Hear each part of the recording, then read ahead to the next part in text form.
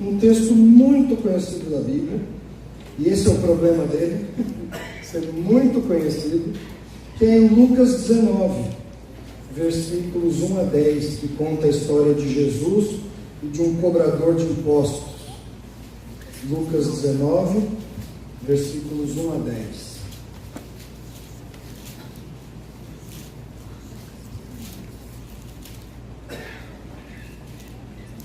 Todos encontraram? Eu vou fazer a leitura, você acompanha aí na sua Bíblia. Já vá prestando atenção em detalhes. A dificuldade do texto muito conhecido é que a gente fala assim, esse aqui eu já conheço. E lembra só o que conta na classinha das crianças, né? Ou de algumas coisas que ficaram estigmatizadas por aí. Mas preste atenção nos detalhes do texto, que diz assim: entrando em Jericó, atravessava Jesus a cidade, e eis que um homem chamado Zaqueu, maioral dos publicanos e rico, procurava ver quem era Jesus, mas não podia por causa da multidão, por ser ele de pequena estatura. Então, correndo adiante, subiu a um sicômoro a fim de vê-lo, porque por ali havia de passar. Quando Jesus chegou àquele lugar, olhando para cima, disse-lhe: Zaqueu, desce depressa, pois me convém ficar hoje em tua casa. Ele desceu a toda pressa e o recebeu com alegria. Todos os que viam isso murmuravam, dizendo que ele se hospedara com um homem pecador. Entre mentes, Zaqueu se levantou e disse ao Senhor: Senhor, resolvo dar aos pobres metade dos meus bens. E se em alguma coisa tenho defraudado alguém, restituo 4 vezes mais.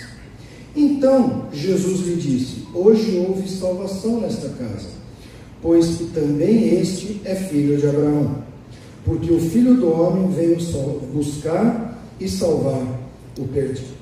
Então, é uma história bem conhecida, né? Mas uma história que, por ser bem conhecida, às vezes carrega alguns vícios de interpretação, por causa justamente de ser contada e recontada e cantada também, né?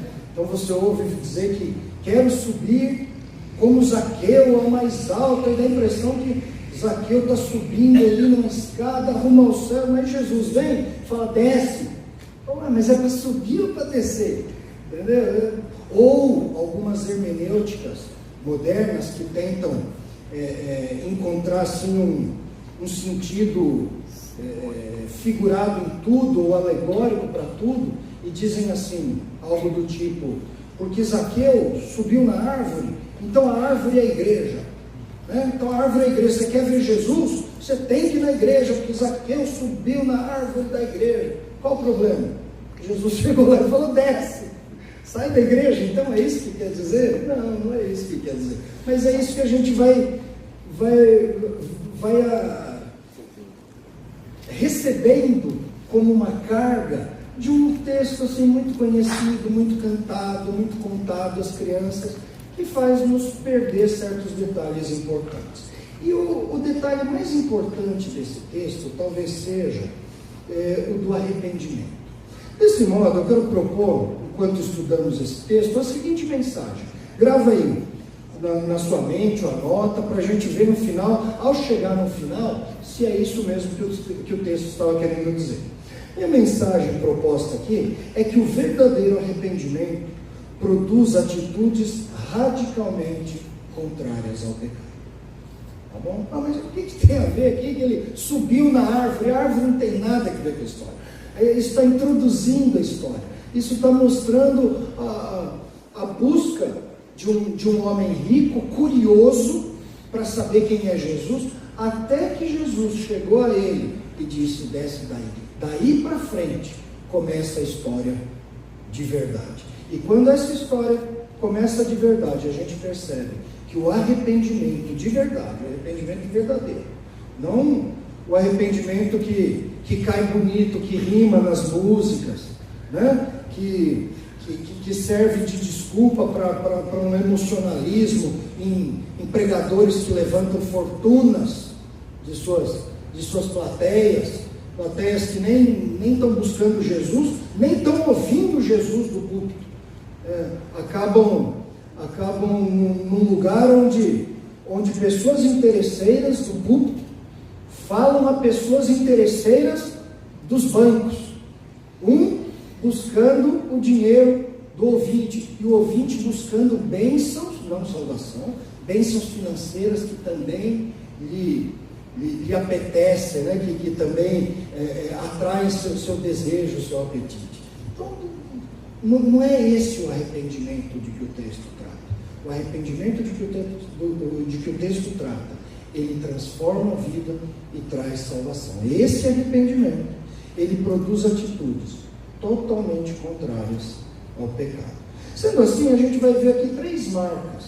Então, 3 marcas simples desse verdadeiro arrependimento. Você quer saber se você teve aí um arrependimento verdadeiro? Será que eu arrependi do meu pecado? Será que ele está produzindo mudança na minha vida? Será que Jesus me concedeu esse arrependimento? A Bíblia diz que em Atos, né, os discípulos ficaram felizes porque também aos gentios foi concedido arrependimento para a vida. Será que a você também já foi concedido arrependimento para a vida? Então vamos olhar 3 marcas que nos ajudam a diagnosticar esse verdadeiro arrependimento.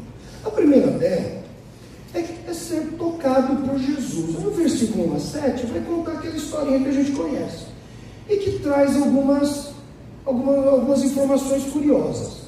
Se você vai, por exemplo, num evento, numa formatura, numa comemoração municipal, federal, onde ficam as pessoas ricas? Onde ficam as pessoas ricas nesses eventos? Né? Então vamos fazer aqui um evento, vamos reservar lugares. As pessoas mais ricas e importantes têm lugares aonde? Mais pertinho, né? Os lugares principais. Né? Interessante, porque esse texto aqui é só uma menção rápida, mas diz que Zaqueu era um dos maiorais, né, na sua cidade. Ele tinha um cargo de publicano. Claro que isso não trazia grandes amores do povo por ele. O publicano, e não o republicano, né? O publicano, ele era um cobrador de impostos. Cobrador de impostos a serviço dos romanos, e que tinha assim uma prática dupla, que trazia inimizade para com os judeus. Uma das práticas era servir de instrumento de cobrança para o inimigo, para o romano que dominava o judeu. E a segunda prática, uma prática muito conhecida no nosso país, era levar a sua parte por fora.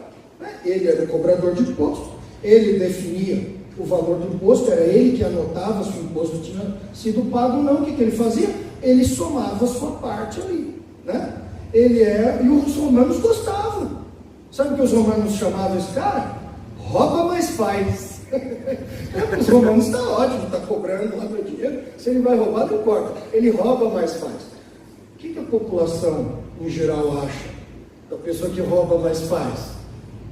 Tem raiva dele, nem com razão. Então, Zaqueu era um desses. Ele dividia a sua posição entre a grandeza do seu cargo, um cargo comissionado pelos romanos, com proteção dos romanos. Ele tinha costas quentes, né? E junto com a sua fortuna, esse homem recebia de Roma para fazer isso, e ele tirava por fora um lucro indevido, contra o qual o povo não tinha forças para combater. Esse homem tinha influência entre os romanos, bastava ele dizer: esse fulano não pagou imposto. Pronto, acabou a vida daquela pessoa. Então o que o povo fazia? Pagava. Isso fez com que esse homem se tornasse poderoso e rico. Então esse era o lado dele. O outro lado, ele era também alguém detestável diante do povo. Era considerado um traidor. Um traidor porque servia ao inimigo que estava subjugando os judeus. E pior, um judeu servindo aos... Não era um romano cobrando os judeus. Era um judeu cobrando e oprimindo os seus irmãos judeus para mandar o dinheiro para Roma. Então era um traidor. Era o traidor da pátria. E mais, era considerado, e com razão, um ladrão. Um ladrão, porque ele estipulava o preço dele a mais. vinha lá o valor que tinha que ser repassado, ele acrescentava o dele, tirava a parte dele e pronto. Guardava com ele mesmo, né? Não precisava mandar para banco fora do país, guardava com ele ali, era um homem rico. E aí a gente vê esse homem rico, poderoso e rico, mas odiado, curioso com a chegada de alguém famoso. Jesus chegou a Jericó, estava passando por ali, e ele, para piorar, era bem baixinho, no meio da multidão, não conseguia ver Jesus. Essa parte nós conhecemos de cor e salteado. A solução que ele encontrou foi a solução de um menino, né? Subiu numa árvore. Imagina um homem rico, um homem poderoso na cidade, fazendo o papel de subir numa árvore para ver um carpinteiro pobre que veio lá da Galileia, né? Um território assim, considerado a periferia, o interior, a parte mais pobre do país. Curioso que ele age assim como um menino, mas num capítulo depois, que Jesus fala como devia ser a busca por Deus. Olha o capítulo anterior, no capítulo 18 de Lucas, no versículo 17, em que Jesus diz assim, ó: em verdade vos digo, quem não receber o reino de Deus como uma criança, de maneira alguma entrará nele. Interessante. Essa primeira procura de Zaqueu por Jesus foi, de certo modo, independente de qual foi o motivo que o moveu para isso, se foi só curiosidade ou se já foi ter ficado impressionado com a fama que ouviu de Jesus, e talvez com as pregações que ouviu de Jesus, e talvez já com a consciência de quem ele era, e do anúncio de que um Salvador, que um profeta estava passando por ali, pregando a palavra de Deus, fez com que esse homem rico, que em outras circunstâncias talvez tivesse virado as costas, ido embora e dito assim, se esse homem não vem até mim, então ele não é digno de que eu o veja e vou para minha casa. Não, ele chega a subir numa árvore com a postura de um menino curioso para ver quem iria passar. Na sequência, o texto diz: quando Jesus então chegou àquele lugar, olhando para cima, ele foi até Zaqueu. Ele passou por aquele lugar e parou ali. Imagine o tamanho da multidão que tinha ali. Imagine que a multidão era tão grande que Zaqueu não conseguia ver. Tudo bem, é baixinho, mas vem aqui pelo meio, mas não tinha condições. Não era uma cidade, não era um vilarejozinho qualquer. Era uma cidade bem localizada, era uma cidade cujo entorno tinha uma produção especial, era uma região fértil, ao lado do Rio Jordão. Basta ver nos mapas ao redor do mundo como são povoadas as cidades próximas ao litoral. Todo mundo quer morar perto de um rio, todo mundo quer morar perto do litoral. Aí você olha lá no meio do sertão, aí você vê uma cidadezinha aqui, uma cidadezinha ali, próximo à água, seja no mar, seja no rio, sempre tem gente morando, mesmo porque há benefícios, não é só porque é bonito, eu gosto de água, é uma paz, não, é porque há benefícios para a subsistência das famílias ali. E tinha muita gente, mas Jesus vai e para onde aquele homem está. Poxa, Jesus não podia ter escolhido o outro, tanta gente. Ele vai no homem mais detestável da cidade, um homem que enriqueceu oprimindo o seu povo, um homem que trabalhava para os inimigos, um homem cuja ganância fez com que ele abandonasse princípios. Não, isso é certo, isso é errado. Para ele nada mais era errado. Só era errado ele deixar de lucrar. Ele abandonou seus princípios, ele abandonou o amor pelos seus irmãos, pelo seu povo. Israel era uma nação que, apesar de subjugada por Roma, tinha promessas, e ainda tem promessas de restauração e glórias futuras. Era para ele estar compartilhando disso. Pessoas naqueles dias tinham tão viva essa esperança que eles começaram a formar uma espécie de grupos terroristas para trabalhar contra o governo. Eram os zelotes, né? Eram uma espécie de tropa de choque lá, nós vamos aqui nos unir. A esperança deles era reunir bastante gente para expulsar os romanos dali, e a esperança é que o Messias chegasse logo, aquele general prometido, aquele rei prometido, que restauraria a glória de Israel e venceria todas as nações, e todas as nações lhe seriam sujeitas, e ele reinaria com cetro de ferro, né? Então, diante de tanta esperança, especialmente nesses dias, esse homem devia compartilhar pelo menos com sensibilidade da situação dos seus irmãos. Ele abandonou isso também. Ele abandonou a lei que dizia: não furtarás. Se ele não fosse assim um homem muito honesto, os judeus tinham uma lei que regia uma nação como um todo, até aqueles que eram incrédulos em relação a Deus, a Cristo, as coisas celestiais. Eles tomavam para si aquela lei, que fosse algo cultural, que fosse algo nacional, que desse uma identidade para o povo. Aquela era a lei deles. Os saduceus, por exemplo, eram judeus que estavam mais voltados para os interesses políticos da nação e menos religiosos.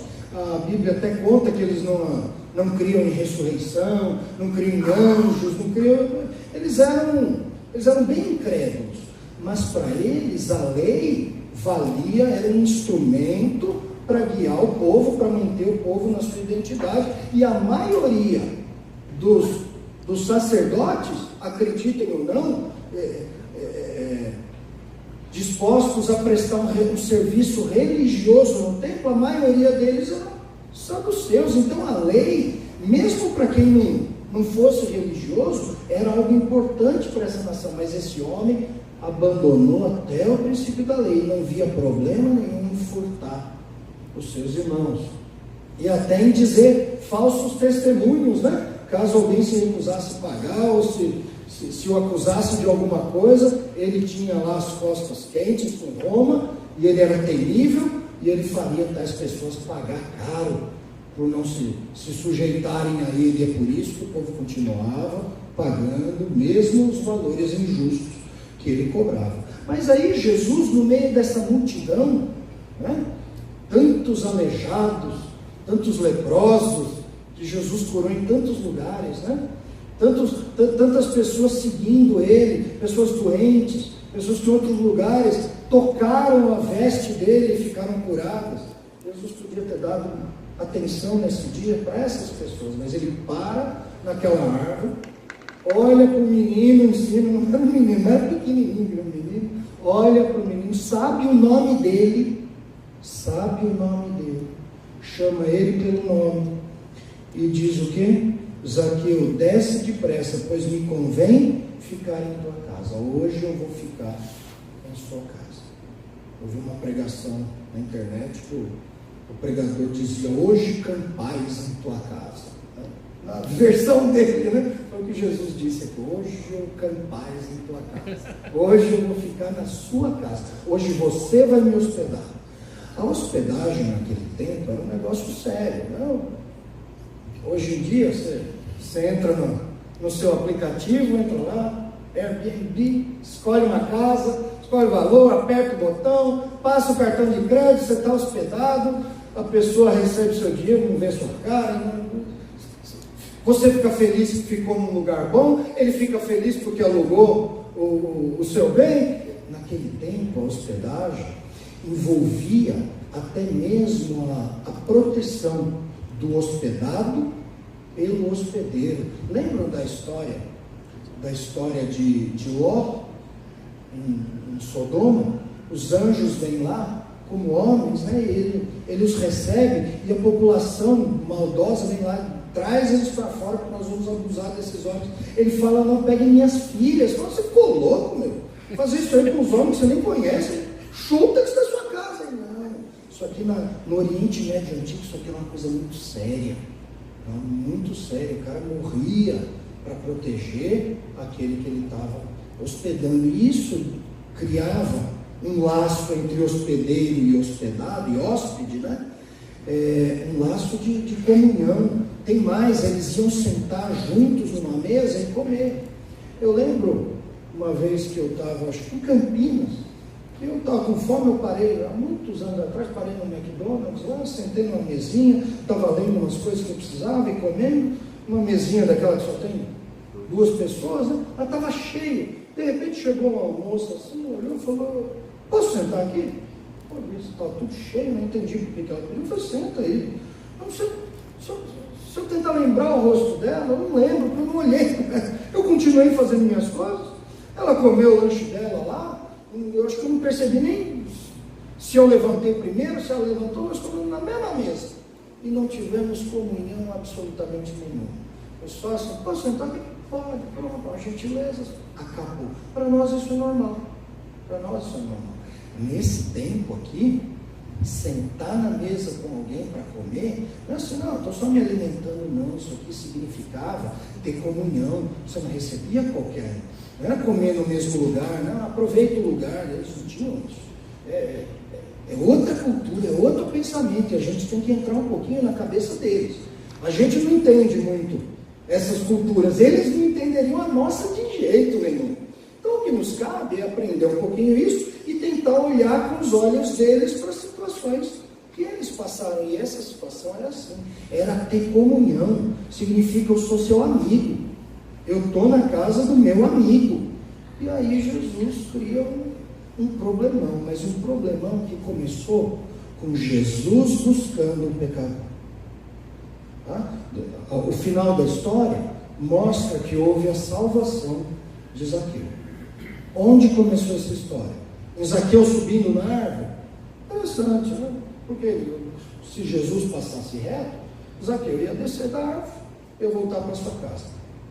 A salvação começou quando Jesus parou seu caminho, foi àquela árvore e disse, chamou ele pelo nome: Zaqueu, desce daí, hoje eu vou, como é que é? Hoje campais em tua casa. Hoje eu vou ficar na sua casa, convém a mim, esse é meu plano, isso é o que eu desejo, é isso que eu vou fazer. Eu vou acampar na sua casa, eu vou ter comunhão com você, eu vou dormir, eu vou pousar na sua residência. Então esse aqui foi primeira marca, foi assim que aconteceu o arrependimento verdadeiro de Zaqueu. Jesus tomou uma iniciativa e o buscou, e o chamou. Para Zaqueu aconteceu também o que aconteceu àqueles gentios no livro de Atos. Foi concedido a ele o arrependimento para a vida. Foi concedido porque aquele que tem, concedeu. Aquele que tem poder, fez uma concessão. Aquele que pode chamar, chamou. E foi Jesus quem fez isso.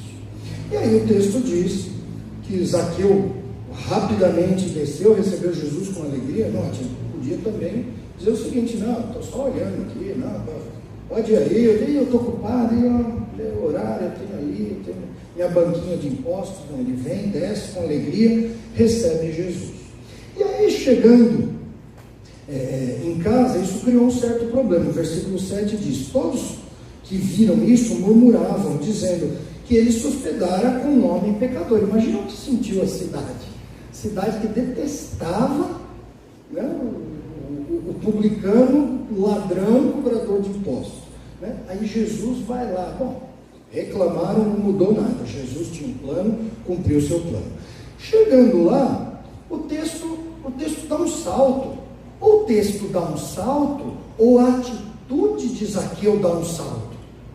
É uma mudança brusca na história, a qual eu não rendo somente a narrativa.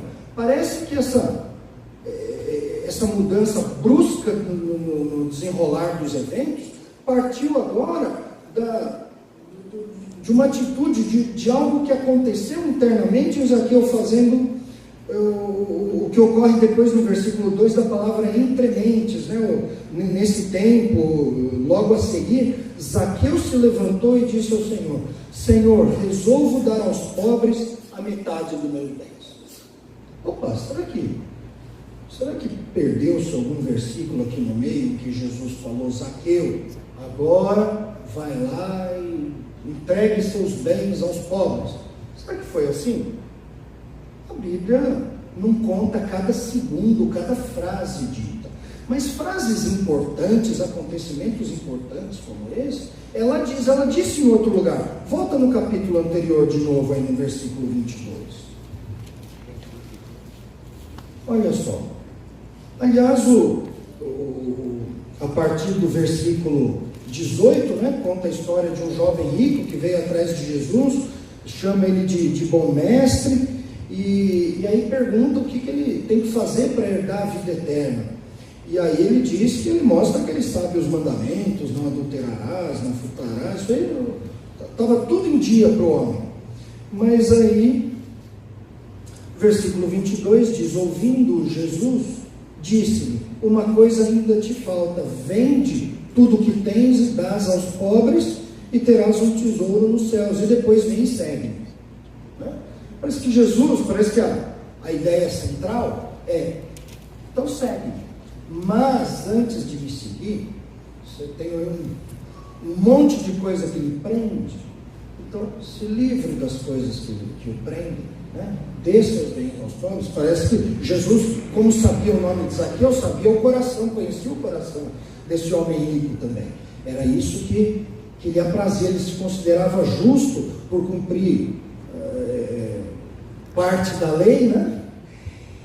E se sentia seguro por ser um homem rico. Então ele veio assim só para talvez ouvir uma palavra de aprovação de Jesus. Jesus disse: segue-me, depois de dar todos os seus bens aí para os pobres.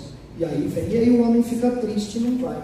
Parece que Zaqueu, sabendo disso ou não, ele toma consciência dos seus valores errados até então. Ele talvez não acredite. Jesus, o Salvador, veio diante de uma cidade que merecia mais atenção que eu. Ele vem, me chama pelo nome, me dá o privilégio de ser hóspede na minha casa e está me tratando como um amigo. Quer saber? Eu estou totalmente errado. O que eu estou fazendo na minha vida? Eu estou me apegando a bens, e eu estou me apegando tanto a esses bens que eu estou roubando meus irmãos. Talvez aqui tenha passado um filme da sua vida, e ele sem grandes introduções, ou sem deixas de Jesus, ele diz assim: ó, sem barganha nenhuma, né? Vai lá, vende, você vai ser salvo. Salvação não é por vender os bens e dar para os pobres. Não foi nem para Zaqueu, e nem era isso que Jesus estava propondo para aquele jovem rico. Isso aqui era uma consequência de uma vida transformada, de um coração arrependido que estava amando o que era errado e que estava seguindo caminhos distorcidos por causa de um amor errado. Jesus estava querendo tratar um coração que fosse transformado. O coração não é transformado, não tem tratamento. Aqui Zaqueu mostra um coração agora transformado. Em algum momento desse processo, ele creu em Jesus, ele creu naquele que o convidou, ele aceitou o chamado não só de descer da árvore, ele aceitou o chamado de ir até Jesus, de receber Jesus, de ser o hospedeiro de Jesus na sua casa, mas de ser também ao mesmo tempo hóspede do Senhor na sua salvação, na sua casa, na sua morada eterna. E aí, tendo sido transformado, ele olha para a sua vida e diz: tem coisa errada aqui, então eu tenho que ter uma atitude nova. E o segundo traço, rapidamente, de uma vida que teve um arrependimento verdadeiro, é ter uma atitude transformada. O homem que roubava, não rouba mais, é o contrário, ele é generoso, ele dá metade dos seus bens aos pobres, sem que isso lhe fosse pedido, sem que isso lhe fosse exigido, mas como consequência de uma atitude transformada, por causa de um arrependimento que no final da história a gente percebe que chegou a ele. E aí, nessa transformação, nesse arrependimento verdadeiro, eu me lembro de um texto. Abra sua Bíblia lá em 2 Coríntios, capítulo 7. Só para lembrar que esse texto fala que essa transformação de Zaqueu é uma transformação patente na sua conversão, Mas não é uma transformação vista somente na conversão, mas ao longo de toda a vida. É uma transformação que começa na conversão, que começa diante do arrependimento verdadeiro, mas que persegue a vida do crente. Paulo, quando está escrevendo para os Coríntios, ele escreve uma carta muito dura, a primeira carta aos Coríntios, né? Ele escreve uma carta assim muito dura, ele usa palavras pesadas, e claro, Paulo sabia dosar as palavras, ele dá uma bronca, daqui a pouco ele fala irmãos, né? Mas a carta de 1 aos Coríntios, Paulo não alivia muito não, e aquele povo precisava ouvir palavras duras mesmo. E aí quando Paulo recebe a notícia do impacto que 1 Coríntios teve lá na cidade, ele ouviu dizer, o pessoal lá ficou bastante abalado, o pessoal, nossa, a tristeza invadiu a igreja, o pessoal se arrependeu mesmo, já mudou de atitude, mas Paulo, só você, até tem que ser assim, bateu agora sopra, manda lá um emojizinho com o coração para eles, porque o negócio lá pegou pesado para eles, eles ficaram assim, estão entristecidos. E aí Paulo, quando escreve no capítulo 7 de 2 Coríntios, uma carta escrita algum tempo depois de receber essas notícias, ele fala aí, eu sei que a minha carta contristou vocês, né? E eu quase que me arrependo, né? Quase que eu me arrependo de ter entristecido assim vocês, mas eu não me arrependo, porque essa tristeza de vocês não foi que nem a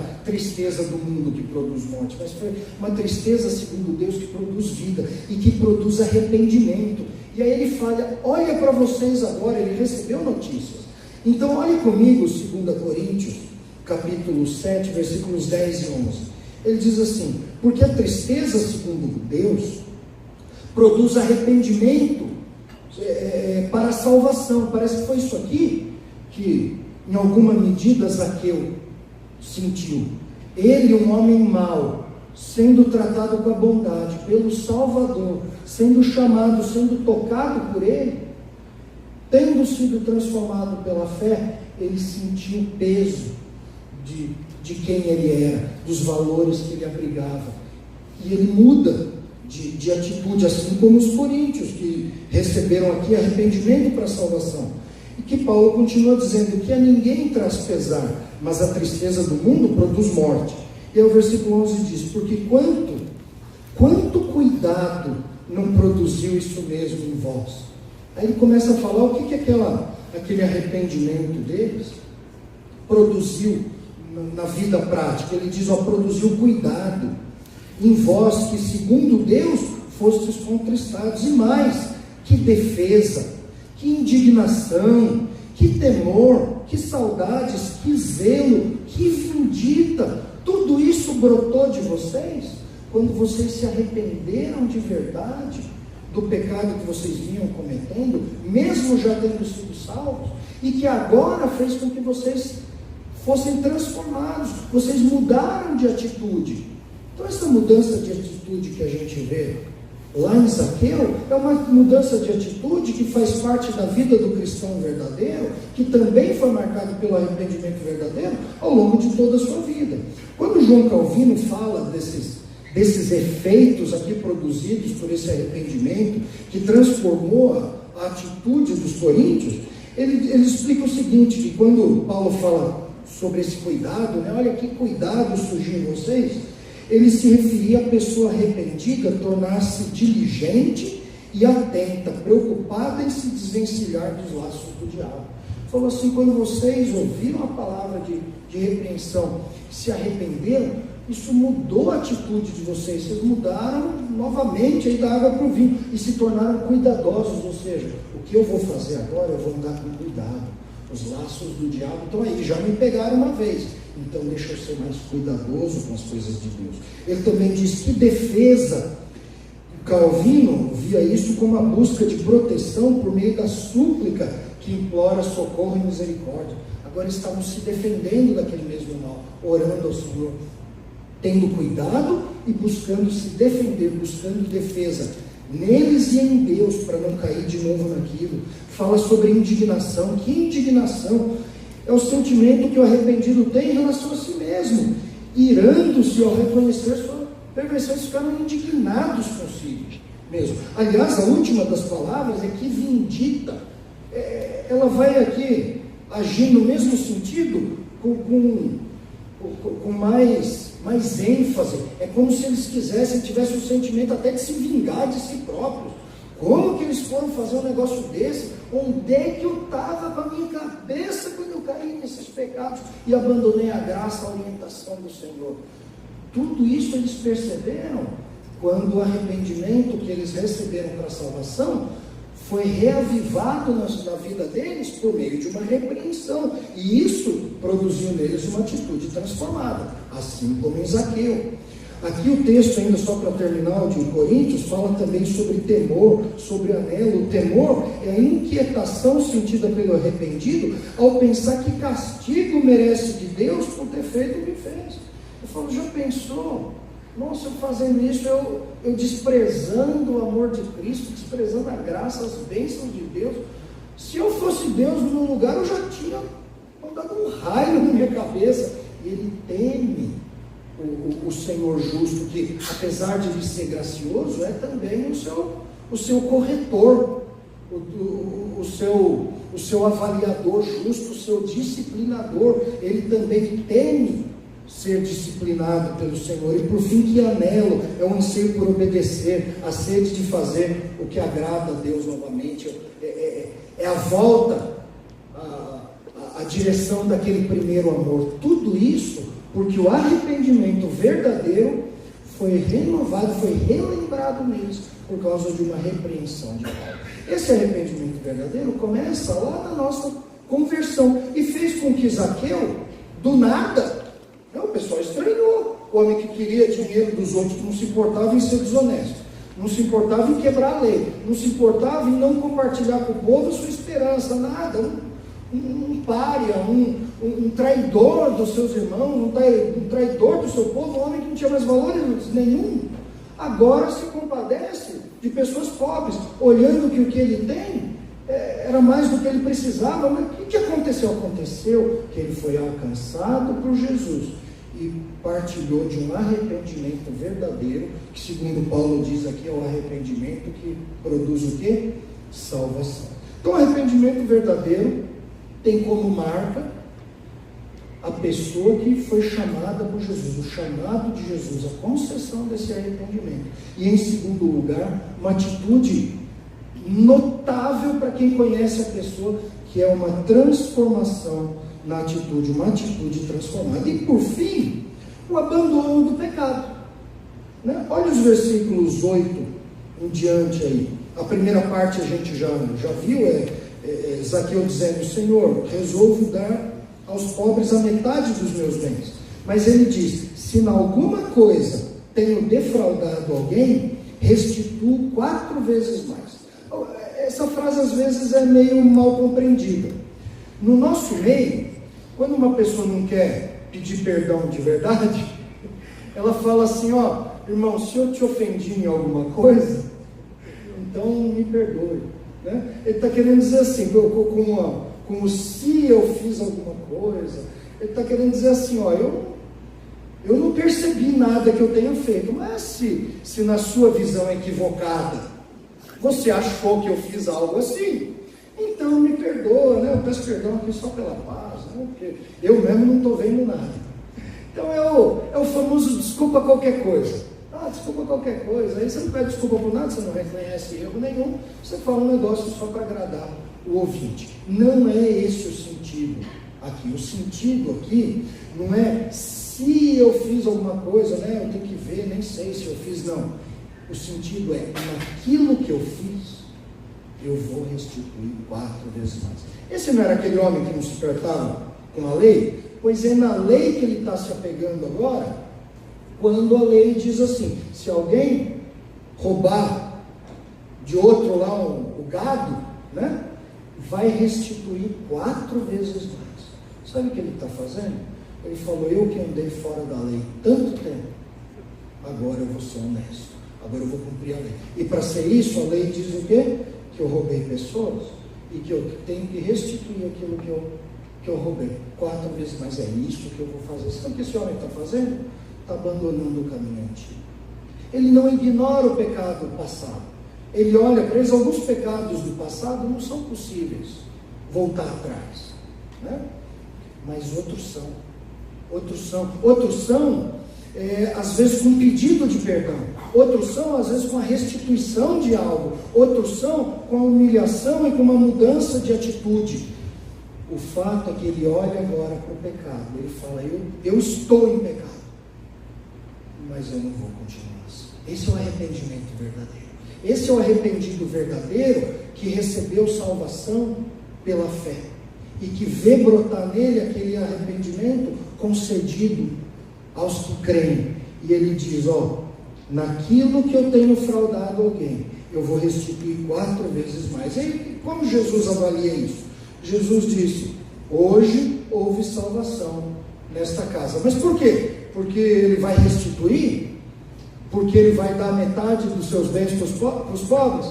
Não, porque essas coisas que se tornaram visíveis externamente são efeitos de algo interno que aconteceu nele, que outras partes da Bíblia contam assim com bastante clareza, contam como isso se processa através de uma ação de Deus, de chamar o perdido, conforme sua boa vontade, e de lhe conceder fé, e de lhe conceder arrependimento, e de te fazer nova criatura, lhe dar nova vida, e a partir daí, esse anda em novidade de vida.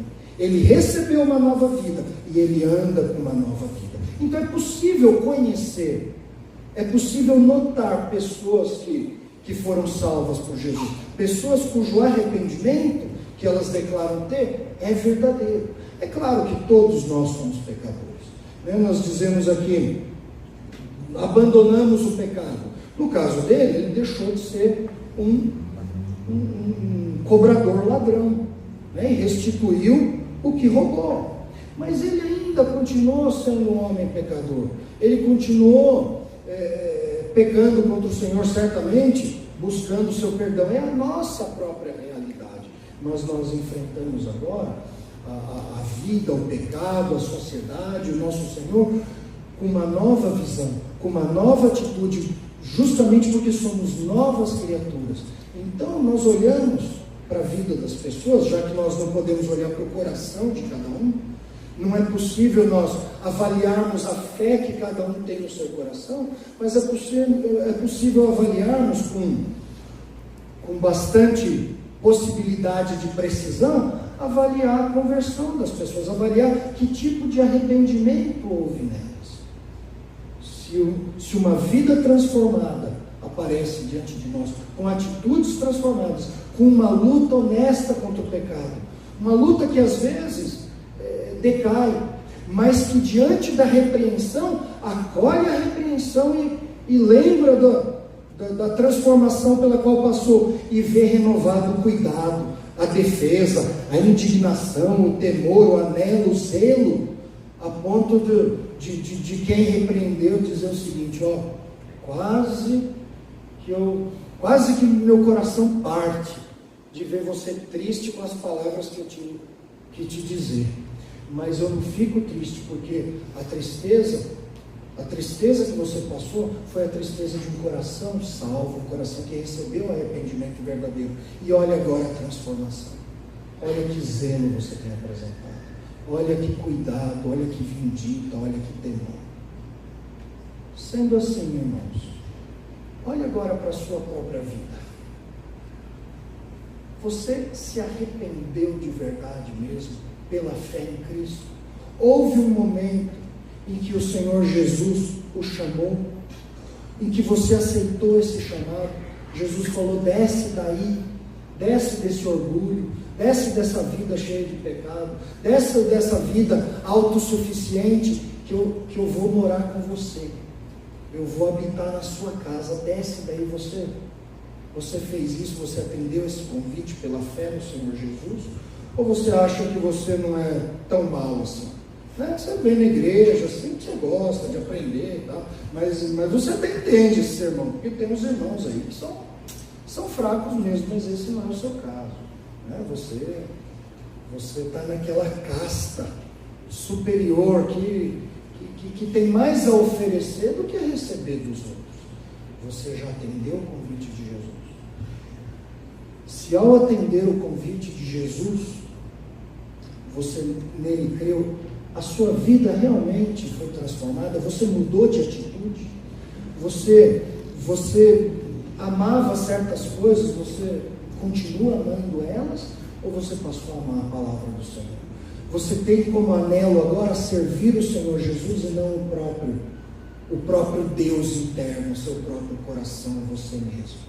Você teve uma atitude transformada, você se submete ao Senhor, você se uniu ao corpo de Cristo, de fato, você aceita ser corrigido, ensinado, colabora para a edificação do corpo de Cristo. Tudo isso são transformações tão grandes na vida de pessoas que nasceram perdidas como nós. Né? Olhe para a sua vida antiga sem Cristo.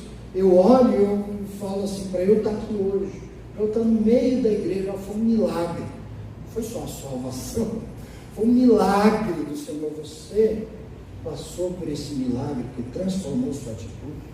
E mais, você se importa realmente com a santidade e lhe dói o pecado, mesmo quando você não consegue evitá-lo? Você luta para vencê-lo, ou você guarda ele assim, as 7 chaves? Você cuida dele, você penteia ele, que nem um cachorrinho. Tem um cachorrinho desse tamanho, assim, todo peludinho, né? Chama Bilbo. Não é um hobbitzinho desse tamanho assim. A gracinha, a gente cuida dele, é um amigão, é pequenininho, mas é um amigão. Você trata o seu pecado que nem um cachorrinho, ele é seu amigão, o seu pecado. Se alguém tocar nele, olha, eu sou gente boa, estou aqui, mas não mexa no meu pecado. Não mexa, ele é de estimação. Ele aqui é intocável, eu tenho todas as desculpas para ele. Eu tenho a desculpa de que Jesus salvou pecadores, né? Claro, salvou pecadores, salvou e os tirou do pecado, salvou contra o pecado. Não, mas eu tenho mais uma aqui. Eu tenho mais uma que o amor de Deus supera tudo, porque a graça, onde abundou o pecado, superabundou a graça. Nossa, que bonito, é um versículo bíblico, né? No passado teve gente que já pensou até que a salvação se dava pelo pecado. Então, já que o pecado é que promove a graça, e que é a graça que salva a pessoa, então a pessoa enlouquecida pelo erro, pelo engano, pelo pecado, ela pensava o seguinte: eu vou pecar mais, eu já sou pecador, mas eu vou aumentar, eu vou me tornar mais sujo pecador, porque aí a graça de Deus vai ser tão grande que vai me salvar. Salvação pelo pecado, já tinha ouvido isso? Salvação pelo pecado, que ideia pós-moderna, né? E ó, que é uma ideia antiga, uma ideia de 19, 18 séculos atrás. O mundo só vai reempacotando o mesmo presente e continua apresentando a mesma coisa, fazendo a gente guardar o pecado com amor, com carinho. E ai, se alguém mexer, e se mexer, quer saber? Eu saio dessa igreja. Eu saio dessa igreja e vou para outra, que na outra igreja os irmãos têm amor de verdade. Opa, Paulo ia dar risada disso, ou ia chorar com isso, porque quando Paulo demonstrou amor de verdade, ele corrigiu os irmãos. E sabe o que aconteceu com aqueles irmãos? Cujo arrependimento tinha sido mesmo verdadeiro, mas que tinham esfriado na caminhada cristã. O arrependimento deles se renovou e renasceu o cuidado, o zelo, o temor, a vindita, o anelo. Sendo assim, irmãos, eu tenho 3 observações finais, diquinhas finais. Em primeiro lugar, observe se você apresenta características do verdadeiro arrependimento em sua vida, ou se ele é apenas da boca para fora. Agora já deu para avaliar um pouquinho, né? A gente, como médico, a gente abriu, né, um pouquinho o corpo, a gente fez aqui uma espécie de autópsia. Às vezes o estado está tão feio que a palavra necrópsia, que é a correta, ela se encaixa até melhor nisso, né? A gente mexer um pouquinho nas nossas atitudes mortas, e a gente olhou lá dentro. Será que o meu arrependimento foi verdadeiro ou foi só da boca para fora? Você diz, não, foi verdadeiro. Eu tenho certeza da minha salvação. Eu fui salvo por Jesus, sou nova criatura. Então, vamos andar mais um pouquinho. Busque viver comunhão com Deus de um modo que agrada a Ele. Se você é nova criatura, você não é mais o centro da sua vida. Você não é mais o rei do seu coração, mas o Senhor. Então agora busque agradar o Senhor. Agora não é mais a sua lei que impera, mas a graça e as instruções do Senhor. E em último, cuide para que seu lar e sua igreja sejam marcadas por vidas transformadas a serviço de Deus por meio do arrependimento de pecados e de atitudes contrárias a eles. Essa é a área mais chata da gente mexer na vida de igreja, né? Lidar com uma igreja que nós queremos que seja santa, lidar com uma casa, com uma família que nós queremos que seja santa, significa passar chateação, ter que chamar o irmão, ter que chamar o filho, ter que chamar a esposa, ter que chamar o marido e dizer, isso aqui está errado, isso aqui está errado, isso aqui é pecado. Mas apesar do preço que se paga por isso e da chateação que isso às vezes cria, isso produz resultado positivo em quem? Naqueles que têm o quê? O arrependimento verdadeiro. Né? Nossa, o pessoal, nossa, eu dei uma diquinha pequenininha, o pessoal todo atento. Né? Então, isso funciona, é um remédio que funciona naqueles que foram convertidos pelo Senhor. Que o Senhor seja o dirigente da nossa vida, Ele que nos concedeu o arrependimento verdadeiro, seja Ele a dar manutenção num arrependimento verdadeiro e contínuo na nossa vida. Vamos orar. Senhor, obrigado pela santidade da sua palavra e o modo como ela nos confronta, Senhor. Obrigado porque ela nos mostra que sem Cristo estamos perdidos e que desculpa alguma nos torna aceitáveis ao Senhor, mas que Jesus nos chamando e nós nos entregando a Ele, nós passamos a ter um arrependimento verdadeiro que transforma a nossa vida, nos transforma em filhos seus e nos dá a salvação eterna. Ao mesmo tempo, a palavra do Senhor nos diz que esse arrependimento verdadeiro que nos alcançou quando éramos perdidos e fomos salvos, ele precisa continuar presente na nossa vida, mas que apesar das dificuldades disso, ele tem plenas condições também pela sua graça de continuar presente. De continuar presente porque o Senhor nos transformou, porque o Senhor nos uniu num só corpo, porque o Senhor nos deu nova vida. Então, portanto, Senhor, olha para nós e renova o nosso arrependimento.